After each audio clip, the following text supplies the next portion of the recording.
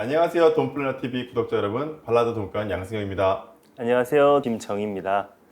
이번 시간에는 김정희 수의사가 이 PRS 모던의 안전화 전략에 대해서 자세히 말씀을 드리도록 하겠습니다. 네, 제가 이제 발표할 순서는요. 먼저 PRS 동군 상태 분류, 그다음에 모돈을 왜 안정화시켜야 되는지 그 중요성, 그리고 모돈 안정화 전략, 마지막으로 생독 백신을 적용한 안정화 사례 순으로 발표를 진행하겠습니다. 영상을 보시기 전에 돈플래너TV 구독, 좋아요, 알림 설정까지 부탁드립니다. 부탁드립니다. 먼저 PRS 바이러스의 농장의 동군 상태 분류입니다. 과거에 그 2013년에 미국 양돈 수의사회에서 PRS 바이러스 분류를 양성 불안정, 그리고 양성 안정, 잠재적 음성 이렇게 4단계로 분류를 했다가 최근에 21년도에 다시 개정을 했습니다. 그래서 양성 불안정을 다시 높은 이완율과 낮은 이완율로 세분화했고요. 또 안정화를 일반 안정화와 백신 사용 안정화 이렇게 세분화해서 총 6단계로 PRS를 분류를 하고 있습니다.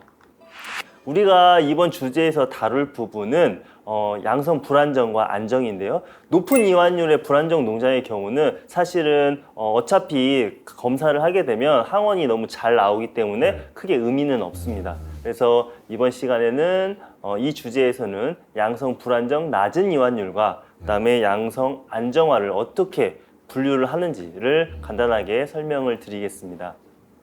두 분류의 가장 큰 차이점은 이유하기 7일 전부터 이후 3일 이내에 포유자돈 60두를 대상으로 30일 간격으로 4번 연속 체열을 하고 항원 검사를 진행했을 때 음성이 나왔을 때 우리가 비로소 안정화됐다. 항원 음성인 이유자돈을 생산한다 라고 이렇게 정의를 해볼 수가 있습니다. 말씀드렸듯이 4번 연속 30일 간격으로 음성이 나와야 되는데 예를 들어서 2번 음성이고 3번째 양성, 4번째 음성, 또는 뭐 3번 연속 음성 나왔다가 4번째 양성이 나온 거는 한 번이라도 양성이 나왔기 때문에 이거는 불안정하는 상태라고 볼 수가 있고 4번 연속 30일 간격으로 음성이 꼭 나와야 된다는 것을 중점적으로 생각해 볼 필요가 있습니다. 그럼 이전하고 달라진 점 보면 이 60도? 체열 수가 훨씬 더 많이 늘었네요. 맞습니다. 기존에는 사실은 30두 네. 체열해서 30일 간격으로 4번 네. 연속 음성이었는데 21년도에 다시 개정이 되면서 조금 더 아마 민감도를 높이기 위해 60두로 올라갔다라고 그렇게 생각을 합니다. 또한 이제 여기는 다루진 않지만 개정된 내용에는 꼭 혈액뿐만이 아니라 이제 거세, 단미액을 이용해서 혈액이랑 같이 조합해서 하는 진단 방법도 있기는 합니다. 그러면 왜 PRS를 안정화를 시켜야 되냐, 그 중요성에 대해서 제가 몇 가지 예를 들어서 설명해 보겠습니다. 지금 보이는 표의 경우는 PRS 음성인 16개 농장, 그리고 PRS 양성이지만 안정화 농장 15개, 그리고 PRS 양성 불안정 농장이 21개, 총 52개 농장을 대상으로 제가 주요 생산 성적 지표들을 한번 분석해 본 자료입니다. 보시면 통계적으로 PRS 음성 농장이나 양성 안정화 농장이나 생산 성적에 전혀 차이가 없음을 확인할 수가 있고요. 이전 강의에서 양승영 수의사님도 이 부분을 분명히 설명을 해주셨습니다. 오히려 통계적으로는 차이는 없지만 보시면 양성 안정화 농장이 음성 농장보다 뭐 분만율, 총산 실산이 조금 더 오히려 높은 결과도 보여주고 있습니다.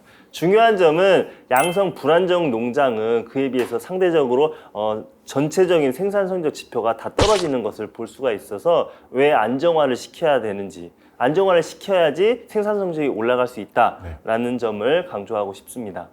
또 다른 예인데요. PRS의 경우는 모돈에 감염이 돼서 말기 유산, 그다음에 분만할 때 사산미라, 그다음에 허약자돈을 분만을 하게 됩니다. 그런데 말기 유산을 일으킬 때 PRS는 모돈의 임신 약 70일 이후 임신 기간 전체 3분의 2 지점에 감염이 됐을 때 비로소 이제 말기 유산을 하게 되는데, 말기 유산을 안 하다 하더라도 실제로 뱃속에서 수직 감염된 자돈이 태어났을 때 이 자돈의 경우는 200일까지도 항원을 가지고 있을 수가 있습니다.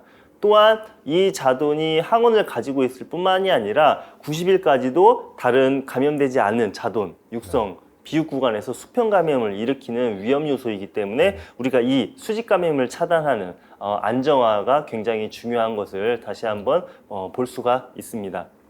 실제로 2016년도에 PRRS 음성을 오랫동안 유지하다가 양성 전환된 농장이 있었습니다. 그래서 정말로 수직 감염된 자돈으로 태어난 자돈들이 얼마나 바이러스를 가지고 있는지를 궁금해서 제가 실험을 해본 적이 있어요. 그래서 30일 간격으로 자돈 5두를 제가 2표를 부여해서 찍고 이제 30일 간격으로 30, 60, 90, 120, 150일까지 추적 체열을 해본 적이 있는데요. 수직 감염이 되고 그렇게 오래 지나지 않은 그룹들의 경우는 120일까지도 실제로 혈액 내에서 바이러스가 검출이 되고 있는 것을 확인했습니다. 근데 이제 시간이 지남에 따라서 이제 수직 감염이 이제 없어지거나 또는 시간이 지나면서 바이러스 양이 줄면서 이제 점점 음성 자돈을 생산하게 되는데요. 궁금하신 점 있나요? 이 데이터 보면 11월 24일 이후면 다 네. 음성이에요. 네. 그러면 PRS가 청정화 된 건 아니죠? 실제로 이 농장에는 이 당시에 이제 5월 달에 네. PRS가 발생을 했고요. 11월 24일 이후 네. 자돈의 경우는 한 5개월 정도 지난 시점인데 네. 이때 당시에부터 이제 계속 음성 자돈을 생산하기 시작해서 한 8개월 후 그러니까 발생 후 8개월 정도 지났을 때 실제로 다 음성화된 케이스입니다. 이거는 2021년의 자료입니다. 보시면 불안정 농장과 안정화 농장의 특히 주목할 점은 모돈 1000두 기준으로 해서 주간 이유두수의 차이가 25.2두가 차이가 난다는 그런 내용입니다. 우리나라 통계청에 들어가 보시면 비육돈의 순수익에 대한 자료가 있어요. 그래서 최근 5년 동안 비육돈 한 마리를 팔았을 때 순수익이 대략 통계청 자료에 의하면 5만 1,000원 정도가 발생한다고 계산이 됩니다.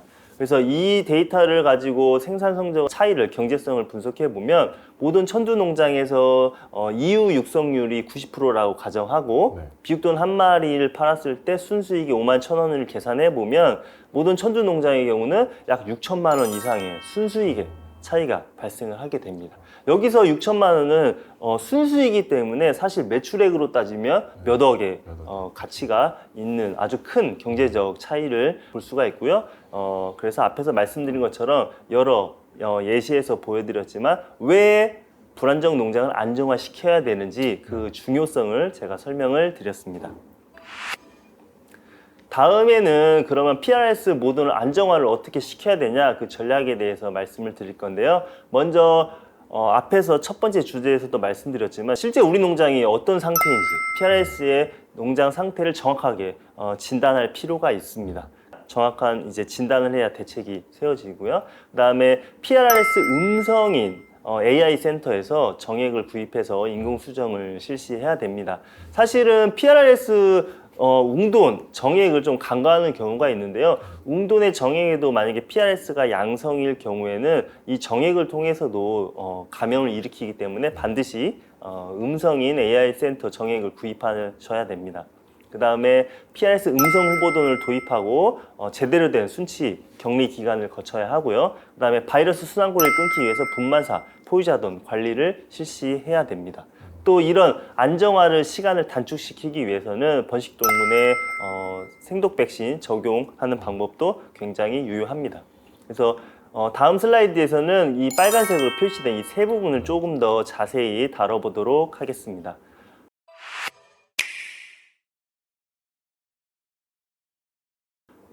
PRS 음성 후보돈 도입과 순치인데요. 이건 덴마크에서 나온 자료입니다. 크게는 자연 면역 방법과 생독 백신 적용 방법으로 나눌 수가 있습니다.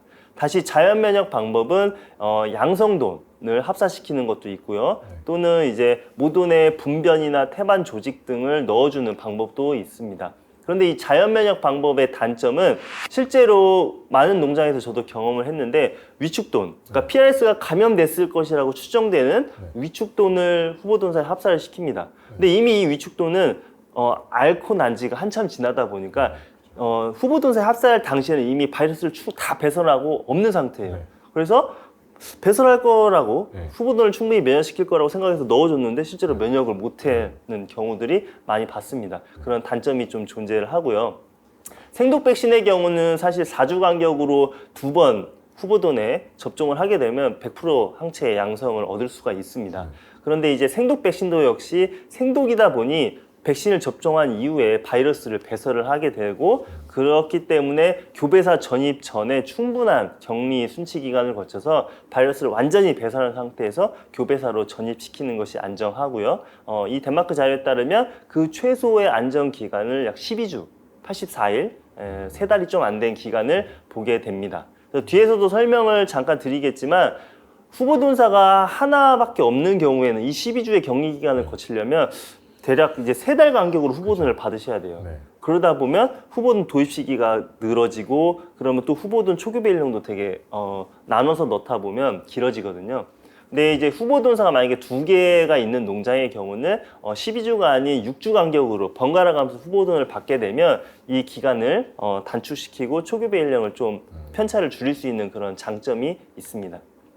국내 상황에서는 이 12주간 최소 격리를 해야 되는데 시설상 그게 좀 쉽지는 않습니다. 어렵죠. 네. 보통 대부분 한 달에 한 번, 네. 길게 봐야 2달에 한 번씩 받는데 이 12주가 생각보다 길긴 하지만 일단 최대한 격리 기간을 늘리는 맞습니다. 게 네. PRS 안정에 도움이 될 것 같습니다. 만약에 12주의 기간을 채우지 못하는 현실적인 농장의 상황이라고 하면 교배사 전입 전에 후보돈들을 체열을 해서 항원을 더 이상 음성이 나오는지 꼭 확인한 이후에 이제 도입하는 것이 조금 더 안정합니다.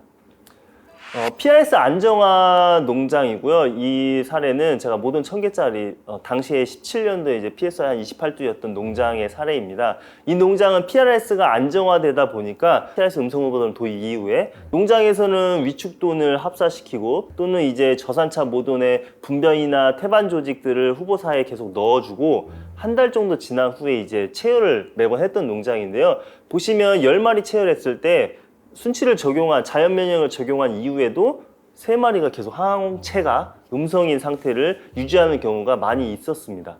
근데 이 경우는 이제 순치가 안 된 후보돈들이 교배사에 가서 갑자기 감염이 됐을 때 후보돈 자체도 문제가 되지만 이 감염된 후보돈이 폭발적으로 바이러스를 많이 배설하면서 기존에 안정된 동물까지 흔들리는 경우를 경험을 했습니다. 그래서 이 농장의 경우는 이런 순치가 제대로 안 되는 경우가 있기 때문에 자연 면역 방법은 원래 그대로 사용하되 4주 간격으로 2회 PRS 백신을 적용하기로 하고 실제로 오른쪽 그래프를 보시면 백신을 적용한 이후에 한 4주 지난 시점에 체열해 보면 항체가 모두 양성으로 전환되고 또 고르게 항체가가 유지되는 것을 볼 수가 있습니다. 그래서 특히 이제 PRS 안정화 농장의 경우가 자연 면역이 잘 안 되는 경우가 있기 때문에 이 점을 좀 유의하셔야 되고요. 다음 슬라이드는 제가 같은 PRS 음성인 후보돈의 GP 농장에서 공급받는 A 농장과 B 농장을 대상으로 A 농장에는 인겔백 PRS 백신을 적용을 했고요. B 농장은 41령 항원 양성인 그 혈액을 가지고 200배 희석해서 자가 백신으로 음성 후보돈에 접종했던 그런 실험입니다. 보시면 자가 백신을 접종했던 오른쪽 그림의 경우에 12를 체열했을 때 백신 접종 후 3주 후에도 30%가 이제 항원이 양성인 경우인 반면에 왼쪽인 그래프 이제 상용화 백신을 했던 경우에는 백신 접종 후에 3주 지났을 때는 이제 항원이 안 나오는, 검출이 안 되는, 그러니까 그 바이러스 혈증 기간이 더 짧다는 것을 확인을 했고요.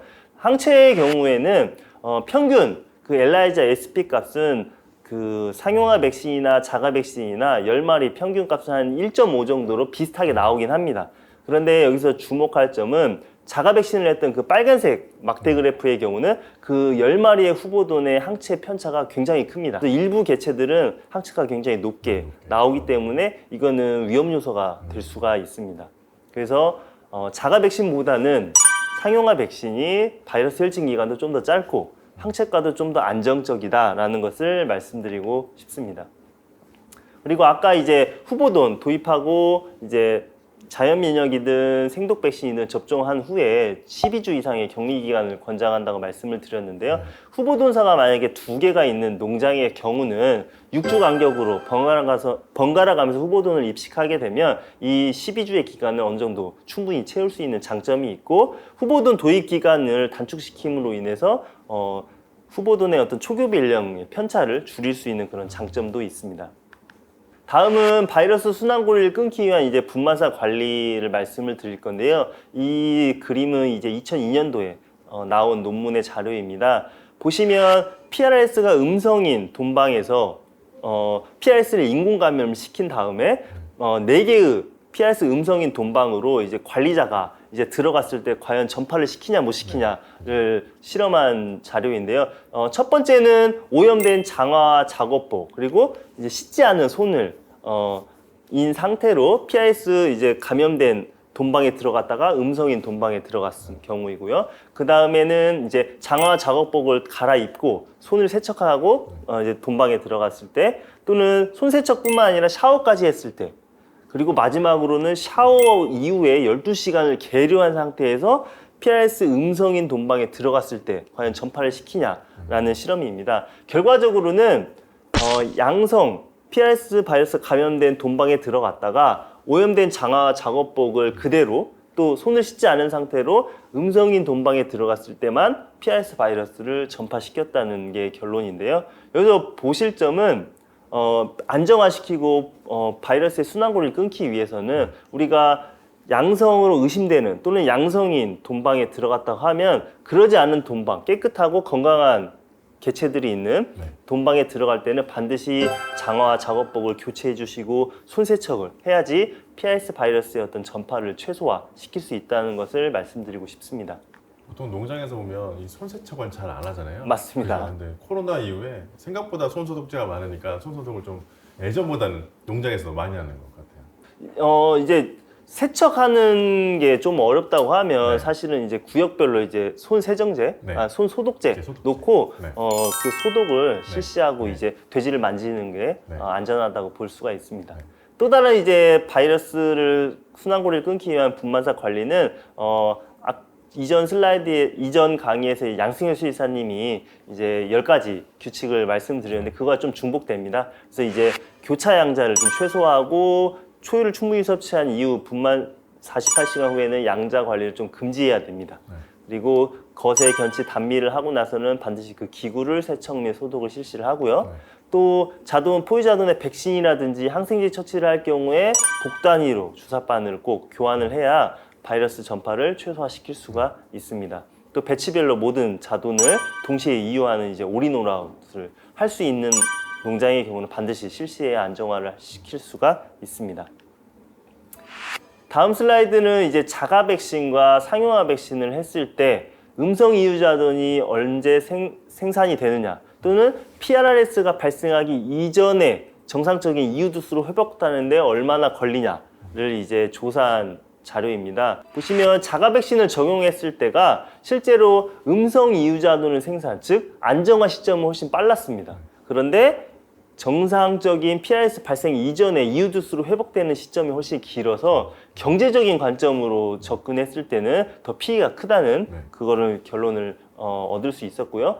또 다른 17년도의 논문을 보시면 이 논문의 경우는 후보돈과 모돈의 자연 면역을 했을 때 그리고 한 농장의 경우 다른 그룹은 이제 후보돈과 번식동군의 이제 상용화 백신을 했을 때 마지막 세 번째 그룹은 후보돈에는 상용화 백신을 기존 번식동군에는 상용화 백신과 자가 백신을 같이 적용한 그런 세 그룹을 대상으로 실험을 해봤더니 모돈 천두당 이유자돈의 손실이 모돈과 후보돈의 상용화 백신만 적용했던 그룹이 가장 적은 손실이 나타났습니다. 그래서 자가 백신이 사실은 더 좋을 것 같지만 안정화 시점에 분명히 단축되는 이점은 있지만 경제적인 농장의 손실을 봤을 때는 훨씬 더 클 수 있다는 점을 조금 알아셨으면 좋겠습니다. 그럼 농장에서 보통 이렇게 불안정한 상태에서 안정화 시키려고 할 때 보통 김정희 수의사님 백신을 많이 추천하는 편이에요? 아니면 자가 면역을 할 수 있도록 도와주시는 편이에요? 저는 개인적으로 두 개 다 과거에 해봤을 때 네. 앞에서 말씀드린 논문의 내용과 좀 일치하는 결과들을 얻었기 때문에 그 이후부터는 무조건 상용화 백신을 만 권장하는 경우입니다.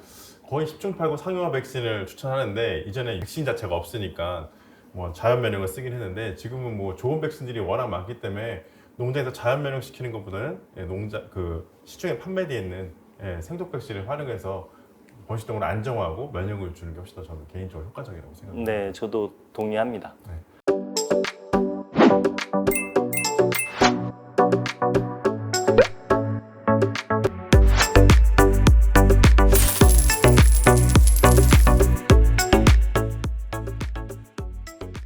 이제 마지막 주제로 그 인겔백 PRS 백신을 적용한 모동 안정화 사례입니다. 2003년도 논문이고요. PRS 발생한 후에 2주 지난 14일 시점에 모더나 일괄 백신을 적용을 했고요. 1차 일괄 백신을 접종한 이후 이제 한 달 뒤인 이제 발생 후 44일 시점에 2차 모더나 일괄 백신을 적용을 했습니다. 그리고 이제 98년 11월부터 99년 3월까지 입식되는 후보도에 한해서 30일 간격으로 2번 일괄 백신을 적용을 하고 모더나의 경우는 추가로 이후 시점에 한 번 그리고 50일 후에 다시 백신을 접종을 했습니다. 그리고 나서 이제 PRS 발생 후 이제 120일 지난 시점부터는 더 이상 모더나나 후보도네 백신을 적용하지 않은 상태로 모더나 안정화를 만든 그런 사례입니다. 마지막으로 이제 멕시코의 이제 모던 750두 규모의 이제 사례입니다. 이제 PRS 불안정한 상태에서 모더나 인겔백 PRS 백신 일괄 접종한 이후에 그 생산 성적이 어떻게 변화되는지를 이제 그래프로 나타낸 건데요. 유산율의 경우는 4.16%에서 3.28%로 감소를 시켰고요. 미라 발생은 2.93에서 1.46 그리고 자동 폐사율은 3.77에서 1.84%로 이렇게 감소시킨 경우를 볼 수가 있습니다. 그래서 우리가 이전 강의에서도 양승혁 수의사님도 말씀을 해주셨고 저도 이제 말씀을 드렸는데 모던의 안정화를 위해서는 백신도 당연히 중요한 이제 보조 수단이 되지만 백신뿐만이 아니라 다른 내부 외부 차단 방역을 잘 함으로써 안정화를 시키고 안정화를 시켜야 우리가 농장의 번식 성적을 높이고 결과적으로는 궁극적으로는 최종적으로 우리가 많은 출하도 수를 함으로써 인해서 농장에서 돈을 더 많이 버실 수가 있습니다. 네, 제 강의는 이것으로 마치겠습니다. 감사합니다.